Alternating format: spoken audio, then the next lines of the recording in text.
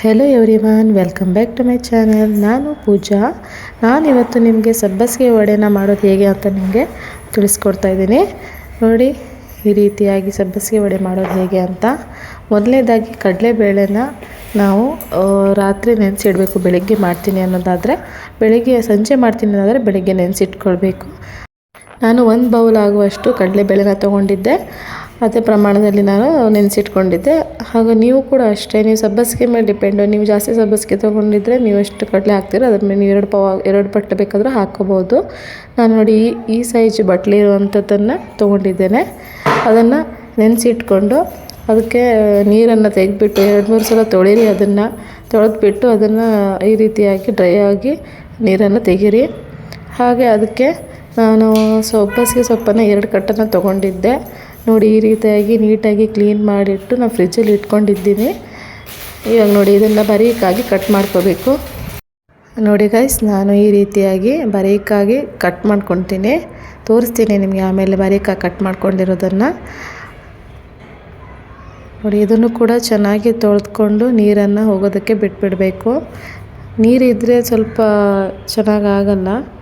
ಮತ್ತು ಹಾಗೆ ಅದಕ್ಕೆ ಏನೇನು ಬೇಕು ಅನ್ನೋದನ್ನು ಕೂಡ ನಾನು ನಿಮಗೆ ತೋರಿಸ್ಕೊಡ್ತಾ ಇದ್ದೀನಿ. 1 ಬೌಲ್ ಕಡಲೆಬೇಳೆ ತೊಗೊಂಡಿದ್ದೆ, 2 ಸಬ್ಬಸಿಗೆ ಕಟ್ಟನ್ನು ತೊಗೊಂಡಿದ್ದೀನಿ, 1 ಬೌಲ್ ಕೊತ್ತಂಬರಿ ಸೊಪ್ಪು, ಹಾಗೂ 1 ಸ್ಪೂನ್ ಜೀರಿಗೆ, 1 ಸ್ಪೂನು ಉಪ್ಪು, ಹಾಗೂ 3 ಈರುಳ್ಳಿ, ಅಂದರೆ ಮೀಡಿಯಮ್ ಆಗಿರುವಂಥದ್ದು 3 ಈರುಳ್ಳಿಯನ್ನು ತೊಗೊಂಡಿದ್ದೀನಿ. ಯಾಕಂದರೆ 2 ಸಬ್ಬಸಿಗೆ ಕಟ್ಟಿದೆ ಅಲ್ವಾ, ಸೊ ಅದಕ್ಕಾಗಿ.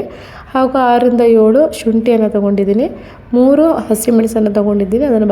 ಅದನ್ನು ಕಟ್ ಮಾಡ್ಕೊಳ್ಬೋದು ನೀವು, ಇಲ್ಲಾಂದರೆ ನೀವು ಡೈರೆಕ್ಟಾಗಿ ಮಿಕ್ಸಿಗೆ ಹಾಕ್ಕೊಳ್ಬೋದು. ಹಾಗೂ ಕರಿಬೇವನ್ನು ಸ್ವಲ್ಪ ತೊಗೊಂಡಿದ್ದೀನಿ. ನೋಡಿ, ಒಂದು ಸ್ವಲ್ಪ ಆಗುವಷ್ಟು. ಒಂದು ಅಂದಾಜು ಗೊತ್ತಾಗುತ್ತಲ್ವ ನಿಮಗೆ ನಾನು ಎಷ್ಟು ತೊಗೊಂಡಿದ್ದೀನಿ ಅಂತೇಳ್ಬಿಟ್ಟು. ಎಲ್ಲ ನೀಟಾಗಿ ಹೇಳಿದ್ದೀನಿ, ಅದೇ ರೀತಿ ಮಾಡಿಕೊಂಡ್ರೆ ಚೆನ್ನಾಗಾಗತ್ತೆ. ಈಗ ಒಂದು ಮಿಕ್ಸಿ ಜಾರನ್ನು ತೊಗೊಳ್ಳಿ. ಅದಕ್ಕೆ ಎಲ್ಲದನ್ನು ಹಾಕಬೇಕು. ನಾವು ಏನೇನು ಕಟ್ ಮಾಡಿ ಇಟ್ಕೊಂಡಿರ್ತೀವಲ್ವ, ಅಂದರೆ ಪ್ರಿಪೇರ್ ಮಾಡ್ಕೊಂಡಿರ್ತೀವಲ್ವ, ಅದನ್ನೆಲ್ಲದನ್ನು ಹಾಕಬೇಕು ನಾವು ಫಸ್ಟಿಗೆ. ಮೊದಲನೇದಾಗಿ ನಾವು ಕಡಲೆಬೇಳೆನ ನೆನೆಸಿಟ್ಕೊಂಡಿರ್ತೀವಲ್ವ, ಅದನ್ನು ಹಾಕಬೇಕು 1 ಬೌಲು ಮೊದಲನೇದಾಗಿ. ಆಮೇಲೆ ಅದಕ್ಕೆ ಕರಿಬೇವನ್ನು ನಾವು ಬೌಲಿಗೆ ಹಾಕ್ಕೊಂಡಿರ್ತೀವಲ್ವ, ಅದನ್ನು ಹಾಕಬೇಕು. ಅದಾದಮೇಲೆ ಎಲ್ಲದನ್ನು ಕಟ್ ಅಂದರೆ ಎಲ್ಲದನ್ನು ನಾವು ಬೌಲಿಗೆ ಹಾಕಿ ತೋರಿಸಿದ್ದೀನಲ್ವ, ಅದನ್ನೆಲ್ಲದನ್ನು ಅದಕ್ಕೆ ಆ್ಯಡ್ ಮಾಡಬೇಕು.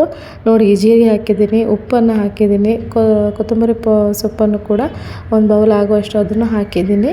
ಈರುಳ್ಳಿನ ಹಾಕ್ಕೊಳ್ಬೇಕು ಅದಕ್ಕೆ. ಹಾಗೆ ಹಸಿಮೆಣಸು, ಶುಂಠಿ, ಸ್ವಲ್ಪ ಹಸಿಮೆಣಸು ಶುಂಠಿ ನಿಮಗೆ ಬಾರೀಕಾಗಿ ಮಾಡ್ಕೊಂಡು ಕೂಡ ಆಮೇಲೆ ಬೇಕಾದ್ರೆ ಜಜ್ಜಬೇಕಾದ್ರೆ ಹಾಕ್ಕೋಬೋದು. ಇಲ್ಲ ತರಕಾರಿ ಅಂದರೆ ಇದರಲ್ಲೇ ಆಗುತ್ತೆ ಸಾಕು ಅನ್ನೋದಾದರೆ ನೀವು ಇದರಲ್ಲೇ ಹಾಕ್ಕೋಬೋದು ಎಲ್ಲದನ್ನು. ನೋಡಿ, ಈರುಳ್ಳಿನ ಕೂಡ ಒಬ್ಬೊಬ್ಬರು ಇದಕ್ಕೆ ಹಾಕ್ತಾರೆ, ಒಬ್ಬೊಬ್ಬರು ಹಾಕಲ್ಲ. ಸೊ ನಾನು ಇದಕ್ಕೆ ಹಾಕಿದ್ದೀನಿ. ನಿಮಗೆ ಬೇಡ ಸ್ವಲ್ಪ ಈರುಳ್ಳಿ ಹಾಗೆ ಬೇಕು ಅನ್ನೋದಾದರೆ ಸ್ವಲ್ಪ ಅರ್ಧ ಇದಕ್ಕೆ ಹಾಕ್ಬೋದು, ಅರ್ಧ ಅದಕ್ಕೆ ಕೂಡ ಹಾಕ್ಬೋದು. ನಾನು ಎಲ್ಲದನ್ನು ಇದಕ್ಕೆ ಹಾಕಿದ್ದೀನಿ. ಇದಕ್ಕೆ ಹಾಕಿದರೆ ತುಂಬ ಚೆನ್ನಾಗಿ ಗ್ರೈಂಡಾಗಿ ಬರುತ್ತೆ. ನೋಡಿ, ಈ ರೀತಿಯಾಗಿ ತರ್ತರಿಯಾಗಿ ಮಾಡ್ಕೋಬೇಕು. ಕಡಲೆಬೇಳೆ ತುಂಬಾ ಇದು ನುಣ್ಣಗಾಗಬಾರ್ದು, ಚೆನ್ನಾಗಾಗಲ್ಲ ತಿನ್ನೋಕ್ಕೆ. ಹಾಗೆ ನೋಡಿ, ಈ ರೀತಿಯಾಗಿ ಬಾರೀಕಾಗಿ ನಾನು ಕಟ್ ಮಾಡ್ಕೊಂಡಿದ್ದೀನಿ. ತುಂಬ ಬಾರೀಕಾಗಿ ಮಾಡ್ಕೊಳ್ಳೋದು ಬೇಡ, ಯಾಕಂದರೆ ಅದು ಅಂದರೆ ಒಂಥರ ಇದಾಗಿಬಿಡುತ್ತೆ ಎಣ್ಣೆಗೆ. ಸೊ ಸ್ವಲ್ಪ ಮೀಡಿಯಮಲ್ಲಿ ಕಟ್ ಮಾಡಿಕೊಂಡ್ರೆ ನಾವು ಇದನ್ನು ಅಂದರೆ ಎಳೆಯಾಗಿ ತಿನ್ನೋಕ್ಕೆ ಮಜಾ ಇರುತ್ತೆ.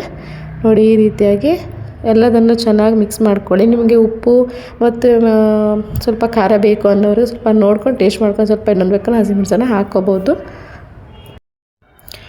ನೋಡಿ, ಈ ರೀತಿಯಾಗಿ ಉಂಡೆನ ಕಟ್ಟೋದಕ್ಕೆ ಬರಬೇಕು, ಅಷ್ಟು ಹದಕ್ಕೆ ಬಂದರೆ ಸಾಕು. ನೋಡಿ ಎಷ್ಟು ಚೆನ್ನಾಗಾಗಿದೆ ಅಂತ. ಯಾರೆಲ್ಲ ವೀಡಿಯೋ ನೋಡ್ತಿದ್ದೀರಾ ಅವರು ಸ್ಕಿಪ್ ಮಾಡದೆ ನೋಡಿ, ಮತ್ತು ಲೈಕ್ ಮಾಡಿ, ಶೇರ್ ಮಾಡಿ, ಕಮೆಂಟ್ ಮಾಡಿ, ಸಬ್ಸ್ಕ್ರೈಬ್ ಮಾಡಿ. ನೋಡಿ ಗೈಸ್, ಈ ರೀತಿಯಾಗಿ ಸಬ್ಬಸಿಗೆ ವಡೆ ರೆಡಿ ಆಗ್ತಾಯಿದೆ ಬಿಸಿ ಬಿಸಿಯಾಗಿ. ಈ ವಿಡಿಯೋ ನಿಮಗೆ ಇಷ್ಟ ಆಗಿದೆ ಅಂತ ಅನ್ಕೋತೀನಿ. ಇದು ಹೆಲ್ತಿಗೆ ತುಂಬ ಒಳ್ಳೆಯದು ಕೂಡ. ಹಾಗೂ ವಾರಕ್ಕೊಂದ್ಸಲ ಈ ರೀತಿ ಮಾಡ್ಕೊಂಡು ತಿನ್ನಿ, ಅಥವಾ ಸಬ್ಬಸಿಗೆ ಸೊಪ್ಪನ್ನು ಕೂಡ ಮಾಡಿಕೊಂಡು ಪಲ್ಯನ ಮಾಡ್ಕೊಂಡು ತಿನ್ನಿ. Thank you.